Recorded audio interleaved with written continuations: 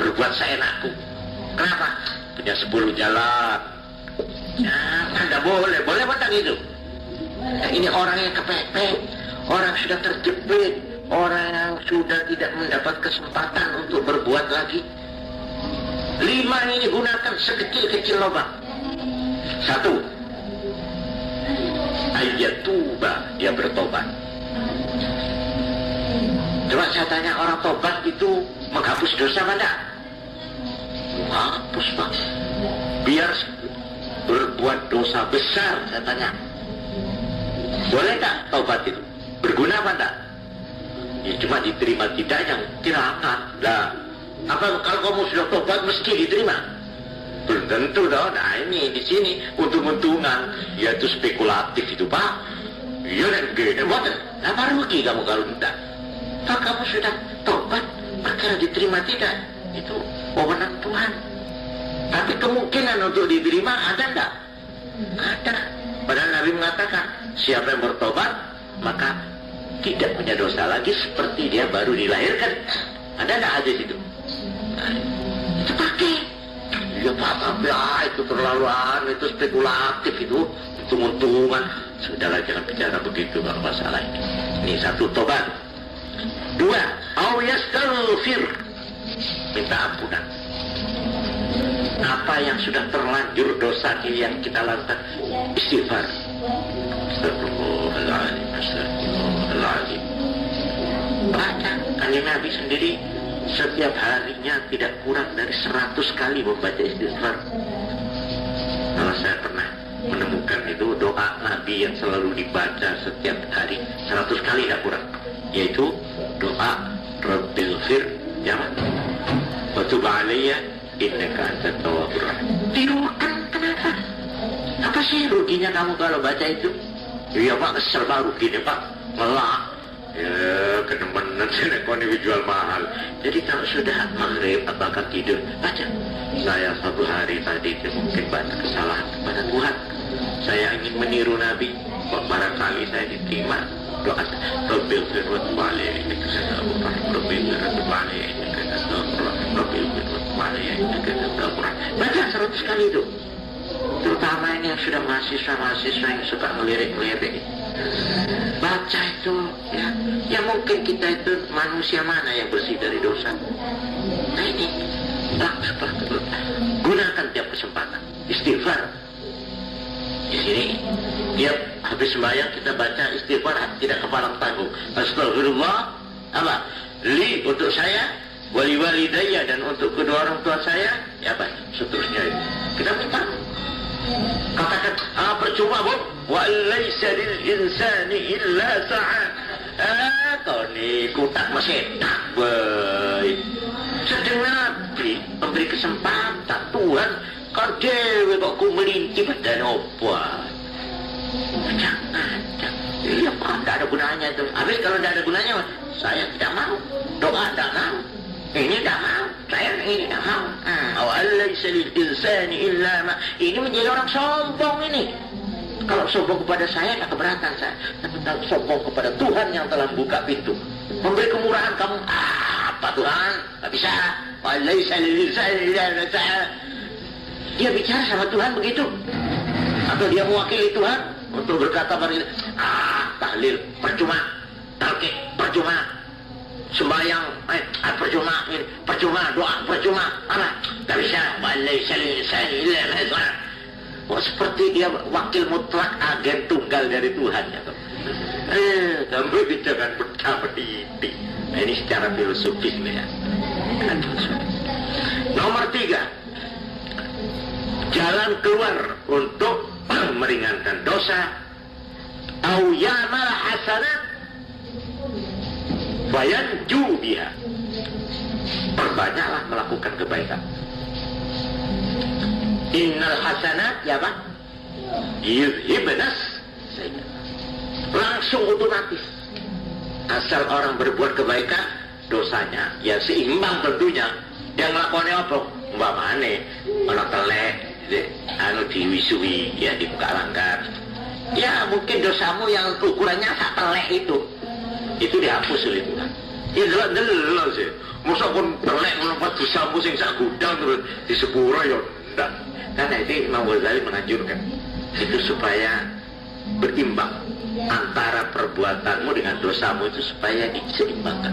Contohnya begini, kalau kamu pernah minum bir, minum whisky, minum mabuk-mabuk, bagaimana caranya menebus dosa itu?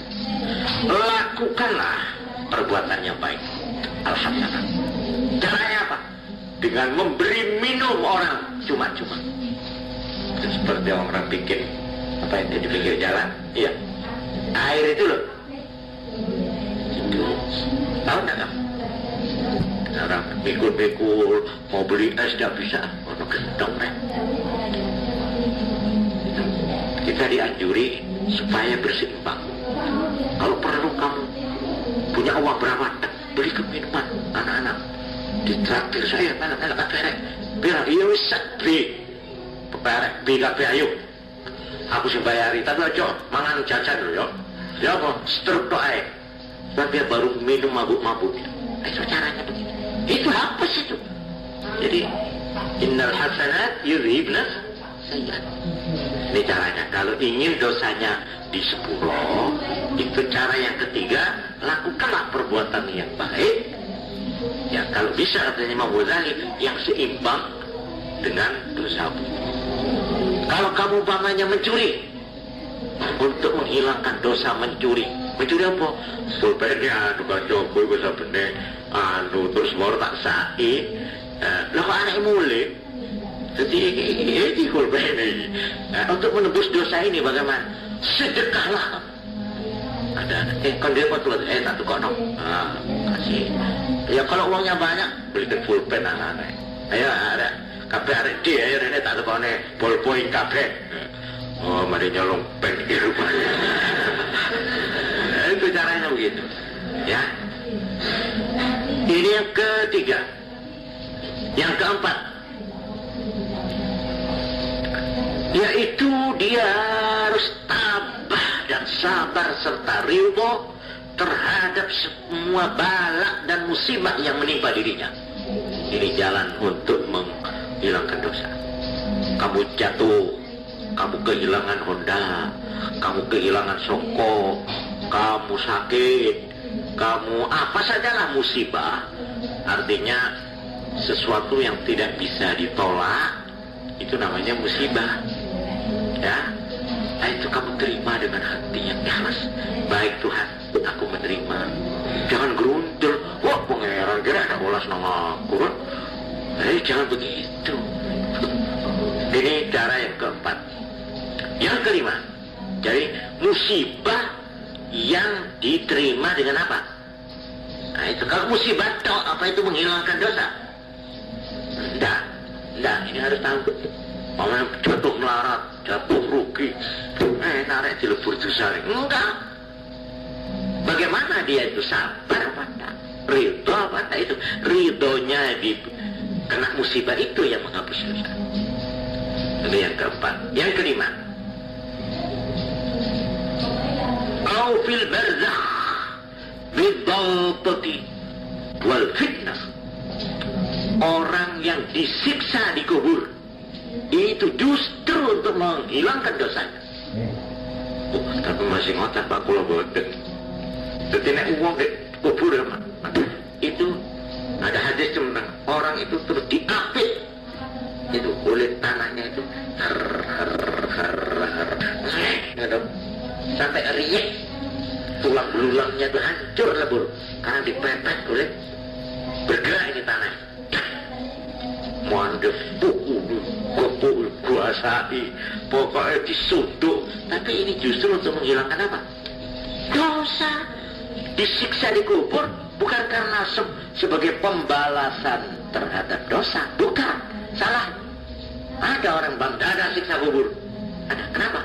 Sebab siksa itu baru ditetapkan kalau sudah dihisab, kalau sudah diadili. Sedang pengadilan itu kapan? Yaumul Qiyamah. Kalau orang sudah dibangkitkan dari kubur, baru diperiksa. Terhadap kesalahan, dijatuhkanlah hukuman. Jadi hukuman, siksaan, katanya orang-orang di kubur, azabul qabr, tidak ada, itu nonsen. Kenapa? Tidak logis. Loh, kok tidak logis? Yang belum diadili kok sudah dihukum. Nah, itu keliru. Bahwa siksaan-siksaan yang ada di kuburan itu bukan hukuman, tapi apa? Penghilang dosa. Jadi orang ini nanti hukumannya itu yang memang betul-betul hukuman nanti. Kalau orang sudah dibangkitkan dari kubur, ditanya, sini, oh, kumpul kabeh. Ini kamu nyolong, ini kamu begini, ini kamu ngaji Quran, ini coba dibanding ini. Oh, beratan, bagian sana. Neraka. Oh, itu yang hukuman. Hukuman itu tidak ada lain. Cuma apa? Ya neraka itu. Cuma beda-bedanya itu cuma apa? Lamanya. Kamu, ya sudah, 1000 tahun. Ada yang 1000 tahun, ada yang 10 hari, ada yang 1. Tidak ada hukuman lainnya itu di sana. Neraka atau apa? Surga. Tapi orang Islam, asal iman, betapapun lamanya dia masuk neraka, akhirnya diangkat dan dimasukkan kemana? Surga. Itu masih untung. Mulanya nek mau mati ku Allah mati. Senajan dia itu terkenal bajingan tengik, bamane ya. Pokoknya tidak ada dosa yang tidak pernah dia lakukan. Taruhlah dia dihukum di neraka sampai berapa tahun, tapi akhirnya kalau sudah hitungan hukumannya itu habis, dia akhirnya kemana?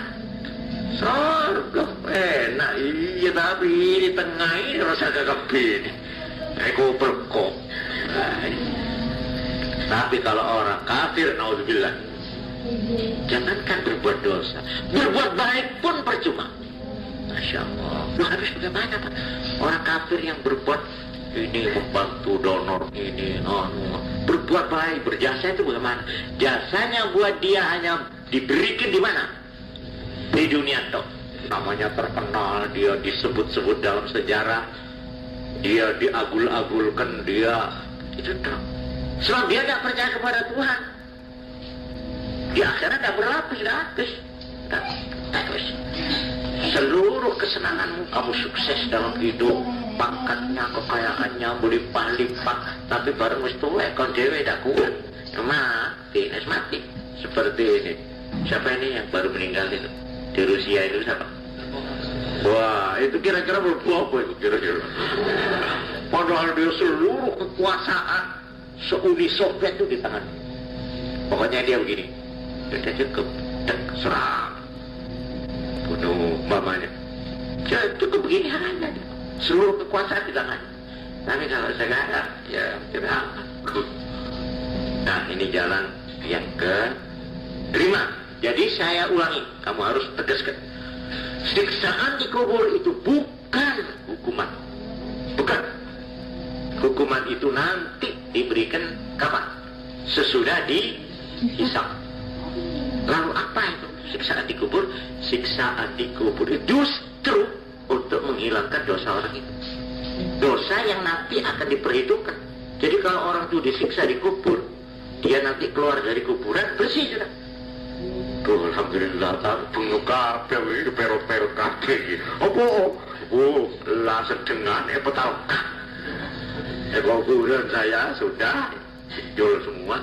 Ya tapi dia waktu ngadu, Pak Sudul, ini namanya Pak Sudul, Bun. Ya, sini. Siapa ini catatan? Sudah habis gue.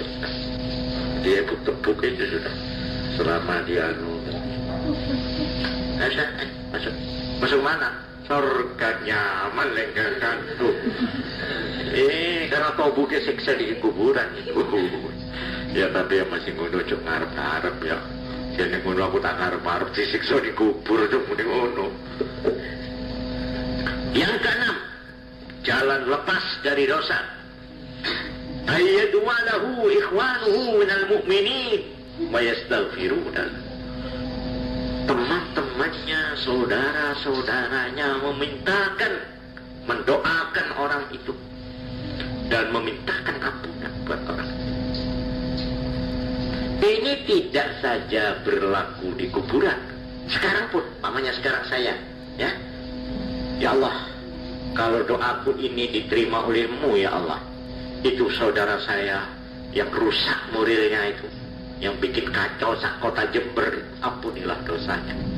Doa saya ini diterima, umpamanya, ya umpamanya. Diampuni tidak dosa anak itu? Diampuni, ampuni, dimintakan doa. Apalagi kalau ayahnya, ibunya menangis kepada Allah, ya Allah ampunilah dosa anakku. Anakku yang di SMP, apa yang di SMA, apa yang di mana itu, kok saya beritanya kok bikin ngeri. Aduh ya Allah, ampunilah dan berilah dia jalan yang lapang, petunjuk supaya sadar. Diterima oleh Allah. Berguna enggak ini? Berguna doa. Juga yang mati. Itu yang mati ini saya mohon ini. Semua orang boleh mendoakan dan berguna. Seperti ayat tadi itu, ya, Rabbana ighfir lana. Nah, itu umum. Kalau yang hadis tadi waladin solihin yang pulau itu anaknya. Tapi kalau ayat tadi itu umum enggak? Umum. Kamu bisa. Nah, ini harus kamu lihat. Tahlil apa itu dalam rangkai. Tahlil itu sebenarnya doa. Memohonkan. Itu kecuali untuk dirinya, juga untuk siapa itu istighfar? Untuk yang mati itu. Ya, nanti secara yuridis formil akan saya beri jawaban. Bagaimana Pak? Itu apa ada bid'ah, apa ada nanti. Ini secara filosofis dulu. Sekarang yang ke berapa? 7. Nah, di sini mulai ada persoalan. Yaitu orang itu mendapat hadiah pahala. Jadi ada orang berbuat kebaikan mendapat pahala, lalu pahalanya dihadiahkan kepada orang itu. Jadi orang itu dapat hadiah pahala dari orang lain. Nah ini di sini dicantumkan sebagai jalan yang ke-7. Jadi umpamanya saya berbuat baik, sembahyang, baca Quran, terus apa saja, lalu saya begini, ya Allah, kalau saya diberi pahala olehmu atas amal-amalku ini, maka saya dengan penuh kerendahan hati ingin supaya pahala saya itu tidak hanya untuk diri saya, juga tolong berikanlah, izinkanlah ya Allah, pahalaku itu juga kau berikan kepada ayah bundaku atau kepada embahku. Ini coba, ini sepintas selalu itu bisa diterima apa enggak? Boleh apa enggak melakukan begitu? Nah, sekarang ada pertanyaan, sampai atau tidak sampai? Bisa jawab enggak kamu? Kau ngirim hadiah, hadiah itu mesti sampai apa enggak? Bisa jawab? Enggak bisa Pak. Tapi kamu boleh enggak mengucapkan kata-kata itu?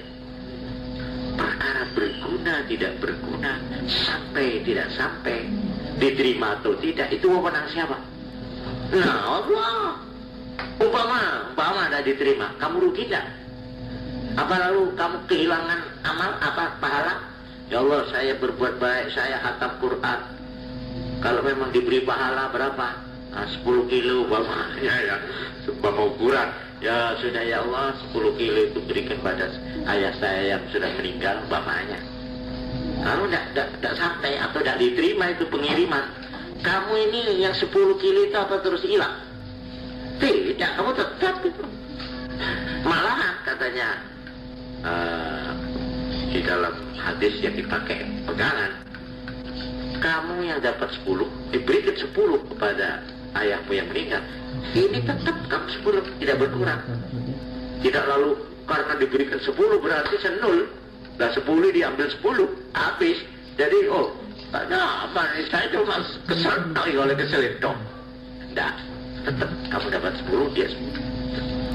Jadi nanti ada pegangannya. Ya di sini nih ada yang berbeda paham. Ada mengatakan ada, malah ada lagi yang mengatakan lihat dulu, kalau doa sifatnya ya sampai. Tapi kalau baca Quran, saya baca Quran, hadiah saya kasih pahalanya baca Quran ini kepada ini yang punya kuburan ini istri saya atau adik saya atau teman saya. Hanya ada imam yang mengatakan tidak sampai.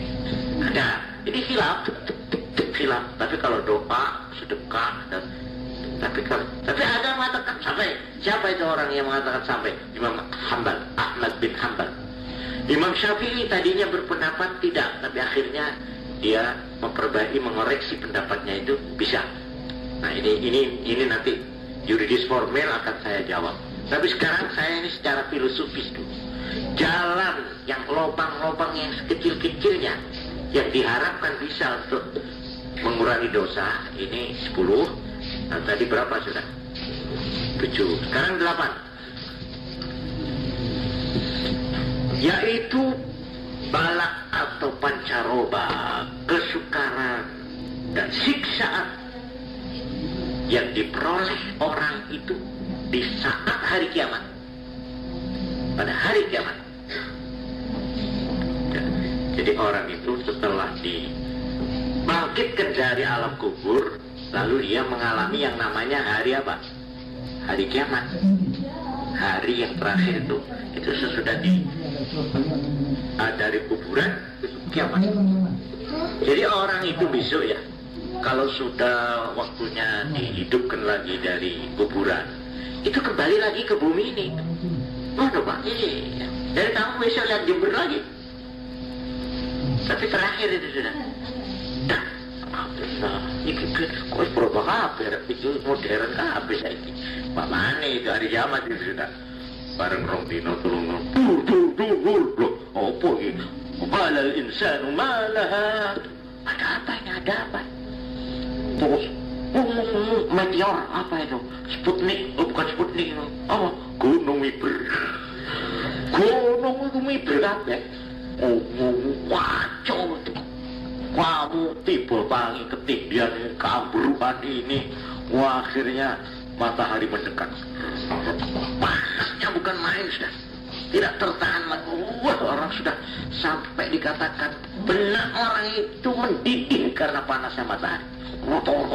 Kopi saya duduk kopi ku. Benakmu sih mau mobil. Nah ini ada orang yang menderita di saat itu. Penderitaan di hari kiamat itu justru melebur dosa orang. Paham kamu? Jadi sama dengan yang ada di mana tadi? Di kuburan. Ini adalah jalan. Jadi ada orang yang karena banyak dosanya tidak cukup dengan siksaan di kubur, bisa akeh sisane. Dosanya rupanya cukupan wong iki. Sudah ibu tebuk itu selama di kuburan masih ada ini dosanya sisa ton. Ya apa caranya di kiamat? Disiksa sampai dikatakan dia minum air peluhnya, dia tenggelam dalam air peluhnya, air keringat. Sudah ada banyak wes garing kan, matahari sudah begini. Dan itu sungai atau lautan mutlak kabeh wis gak karuan. Kecuali orang yang baik-baik itu enak santai. Kenapa gitu? Nah, itu ada hadisnya itu. Sabatun 7 orang kan gitu kan itu ada hadis yang bebas dari siksaan hari kiamat. Yauma la dhilla illa dhilluh, di mana tidak ada perlindungan pada hari itu kecuali perlindungan dari Allah. 7. Ya kalau kamu ingin daftar boleh juga. Ya. Daftar yang 7 hadisnya. Pernah dengar enggak itu hadis? Iya sudah. Ya malah hafal Pak. Silakan nih, nyerek Pak. Ya usah kamu. 7. Saya itu pelajari cari itu hadis yang 7 orang bebas ingin nikmat di hari kiamat itu.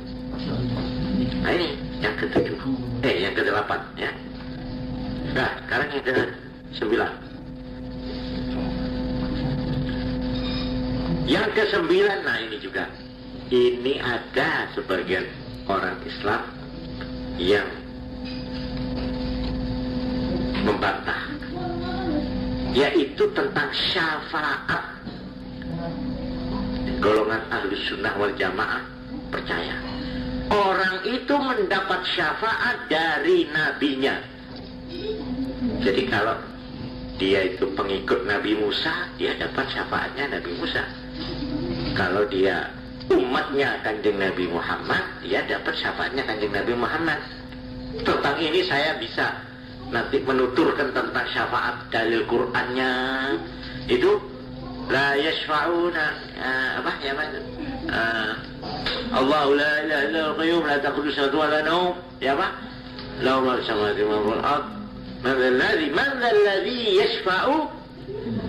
Siapa yang akan memberi syafaat illa kecuali dengan izin Allah. Dan artinya ada orang yang diberi izin untuk memberikan syafaat, jasa-jasa baik, ya, goodwill, jasa-jasa baik. Nabi, ya Allah, itu orang paling gandrung kita kepada saya dengan segala macam caranya. Aku mohon ya Allah, lindungilah demi nama saya ya Allah, ampunilah. Wah, itu syafaat namanya. Nah, orang yang betapapun besar dosanya, kalau dia mendapat syafaat dari nabinya, bebas. Jadi bebasnya itu karena apa? Karena syafaat Nabi. Ini yang ke-9. Lalu ke-10. Ini yang terakhir. Tapi justru inilah kaumnya. Justru inilah yang paling menentukan. Yaitu orang itu mendapat rahmatnya Allah, mendapat kemurahannya Allah. Nah, ini Masya Allah. Sudah, ini hak wewenang Allah sepenuh-penuhnya. Ya, betapapun besar dosa orang itu, kalau dia sudah mendapat tetesan rahmat dari Allah untuk diampuni dosanya, boleh enggak ini Tuhan mengampuni? Bebas. Ini yang saya bicarakan tadi. Ini yang namanya undang-undang apa tadi? Undang-undang fadlullah, undang-undang kemurahan Allah, undang-undang apa? Apa tadi itu? Bukan, ini yang satu ini fadlullah dan kemurahan ya, rahmatullah. Itu. Tapi kamu jangan hanya melihat ini saja, yang kamu harus ingat juga, dan harus itu yang dipegangan, yaitu hukum yang mana? Hukum keadilan Allah. Siapa berbuat baik dibalas baik, jahat jahat. Nah, sudah jelas apa enggak? Nah, sudah. Ini 10 jalan. Ini saya kutip dari Hamish Buyatul Mustarsyidin. Ini boleh supaya kamu kalau ditanya orang dari mana ini pengambilannya.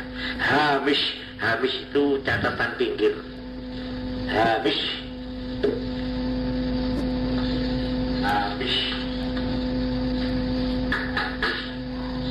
dari kitab ini namanya Buyatul Mustarsyidin.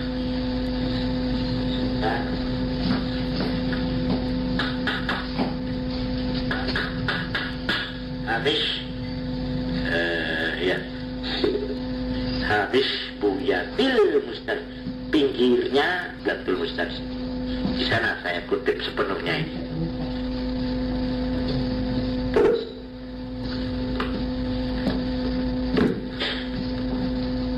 Jadi secara cukup luas sudah saya jawab. Saya belum menyinggung tentang tahlil, akhol, telung dinanan, pitung dinan, belum.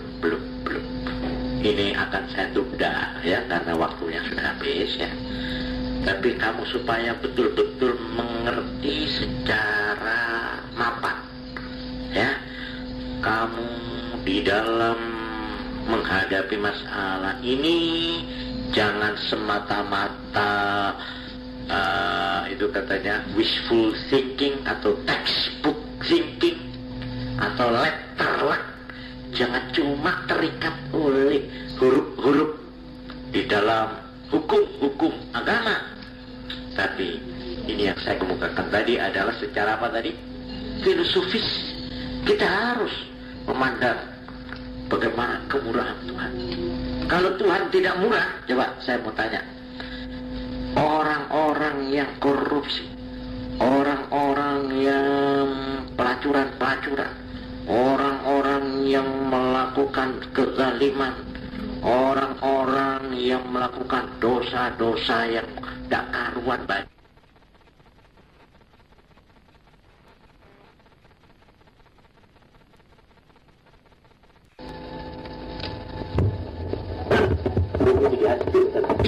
Buktinya iya mana? Buktinya sekarang bagaimana? Apakah setiap orang berdosa itu dihajar oleh Tuhan? Orang kotor dibiarkan.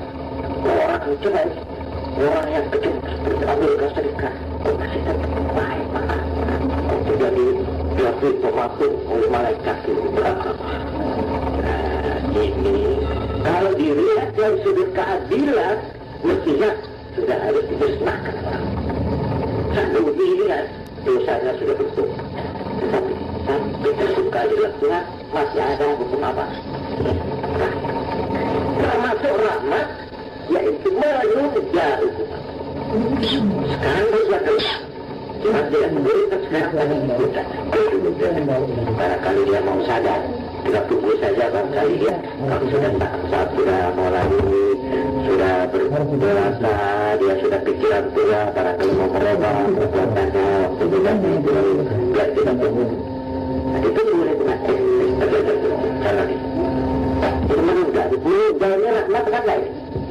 Termasuk rahmat itu. Tapi ada lagi yang betul sudah enak. Ditunda sama lebih baik disiksa di sini daripada disiksa di alam kubur. Ditunda. Ya, silakan sampai terakhir seluruh kabar ini. Lama tidak mau mengakui kesalahan. Ya sudah.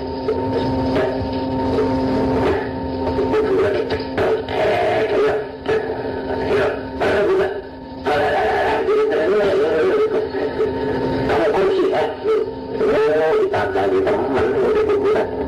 Kalau itu semua masalah itu masih berbulan. Mana pernah ada orang berani pada orang tua.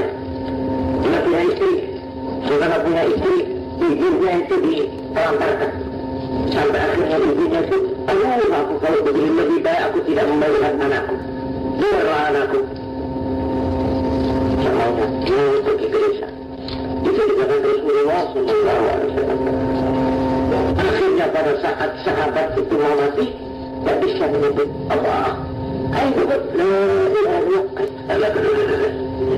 dilaporkan pada Nabi pada harinya ahli sembahyang, ahli salat, ahli puasa, khusyuk, tak bisa. Nabi bertanya, dia punya ibu tak? Untuk ibu nggak tahu tak di sini. Gimana? Itu di Mangusari. Tapi besok sesuatu.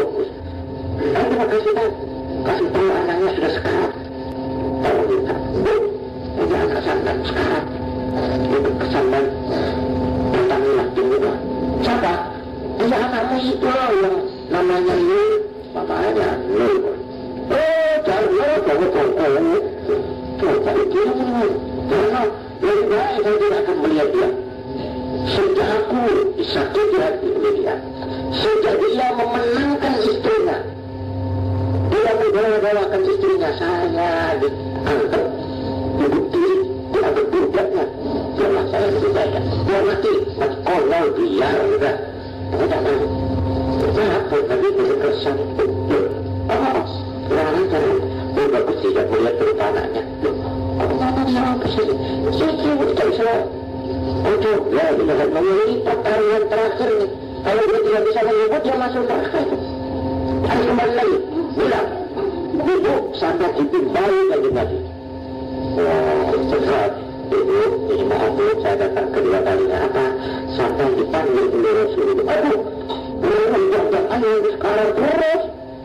Sampai di Rasulullah itu lagi saya dipanggil oleh Nabi. Ya, dia kata, saudara saya, ya saya sudah marah. Saya sudah merelakan anak saya itu, biar saya punya anak lagi. Betul? Iya.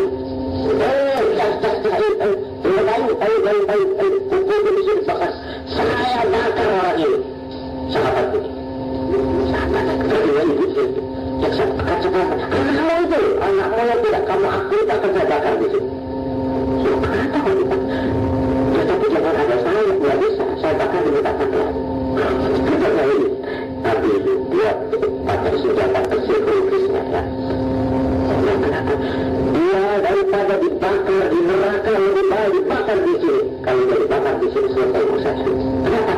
yang mendapat kutuk dari Allah karena menyakitkan hatimu dan kamu tidak mau mengakui. Habisnya, kamu salah, saya kata, sudah jadi dibakar, sudah jangan dibakar. Saya ampuni, sudah saya dibakar saya, aku jangan dibakar, bukan saya. Salah tadi. Lihat. Saya kalau begini betul apa cuma untuk bapak-bapak itu minta saya saja. Ya. Masuk ke tempat anak itu, anaknya itu buka itu.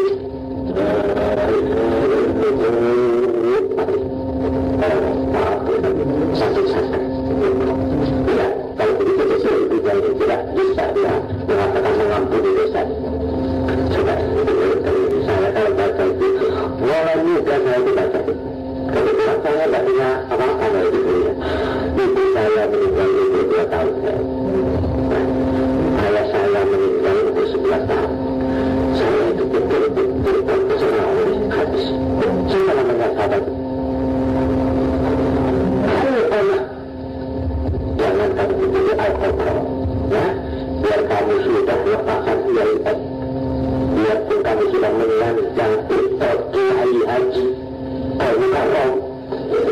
Ya, tapi kalau kamu berani menyakiti hati Allah kamu akan dibeli alkohol kedua.